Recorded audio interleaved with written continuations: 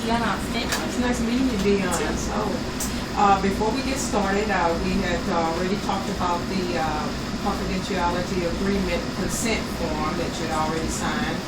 And so, but I want to also inform you about the confidentiality regarding anything we say in the session that may be a danger to any children or yourself or adults, others.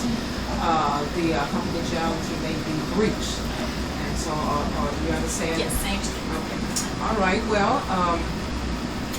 we also talked about, we also talked about meeting every week and maybe coming to a conclusion of what you're here for.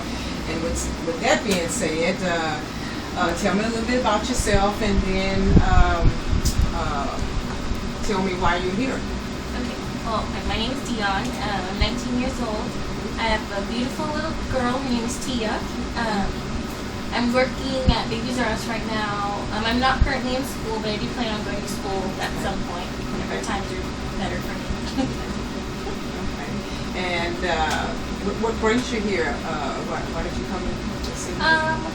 Well, in my childhood, I had a pretty rough patch in my childhood, and I just wanted to come talk about that and get some help with that. Okay. Well, and what in particular did you really want to get help with? Well, I'm adopted. My biological mother passed away when I was 11, and I was adopted when I was about 13 years old. So that time period between 11 and 13 was like really hard for me. So yeah, that's pretty much why I'm here. Okay. Okay, you mentioned that you were adopted. So during your period of being adopted,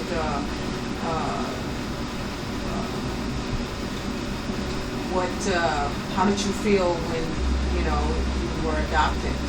The adoption itself was it was a positive thing. Because me and my sisters all three got to stay together. We could have been all split up, but we all three got to stay together.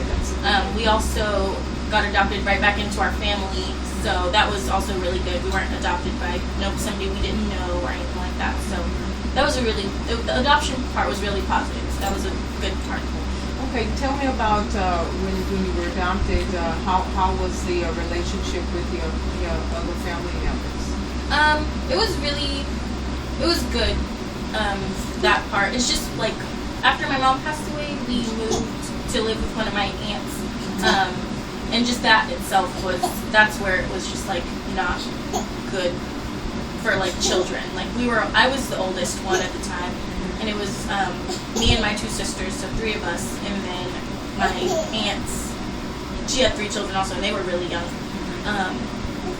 And when we first got there, things were like really good, like everything seemed normal, but a few months into it, we started noticing how our uncle at the time, he would just like be really aggressive with her. It just started off, he would like talk to her like meanly, or he would shove her sometimes, but it like wasn't too bad, but it was bad enough to where we noticed. And then it just got worse and worse from there. Like he would physically abuse her, he would say things crazy to her, like things I would never imagine saying to someone I love, and yeah, it was just really hard being so young and having to deal with that, and I know if it was hard for me, I know it was hard for the other kids. So yeah, like it was just a really hard thing to go through at such a young age. Okay, now we talked about the confidentiality, and since you just brought up that there was some type of domestic violence in your adopted parents. So my question is, did he harm you or abuse you? No. Yeah, none of the kids. He never touched any of us. Okay. It was just him and his wife. Yeah, he never harmed any of us. Nothing ever happened to us. We would just like witness it. We would see what he was doing to her, and that was just really hard for us to watch sometimes. So how did that make you feel when he was in that particular state of violence or domestic? Well, of course, like I was scared, I was afraid, but I was also just like I didn't understand what was going on, because like she seemed like everything seemed fine to me, and then he would just come home because I know we know he was doing drugs and stuff, so I know that had an effect on it. He would just come home and like during the day everything would be fine, but then he would come home from work and it would just be chaos. Like it would be crazy. We wouldn't know what was going on. He'd be hitting her in front of us.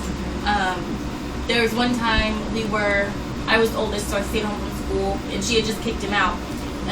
And he came and he was trying to bang on the door and come in the house, and he ended up coming in the house, and we were all hiding in the room. And he comes in and he has like a knife, and he's waving this knife around, and like we're all scared, we're crying. Well, I'm crying, and the one little girl, she wasn't in school, so I was like holding her. And then he's like, if you don't take me back, I'm gonna kill myself, and like, and this is all in front of us, like we're just watching it, and she's like, no, please don't, like it was just crazy, something for a child to be watching. And then their little girl, I think she was like 3 or 4, so she was watching that also. Like, it was really scary to watch. Well, you stated that that's the reason why you're here, and so it is evidence that that has caused an effect on you. And so tell me about what type of effect is it causing on you? I think it's just like, because I know me as myself, I can have a temper, like I can go off really, really easily, and I feel like that part of my life may be contributing to that, because like I was just around anger a lot, so it's just like built up inside of me. So I think maybe like it's contributing to why I can be so angry or so hot-headed about certain things. So what do you do to control that anger? It's really hard for me to control it. I can say that. Like, it's really hard for me to control sometimes. Like, I just get angry and it just goes from 0 to 10, like, really fast.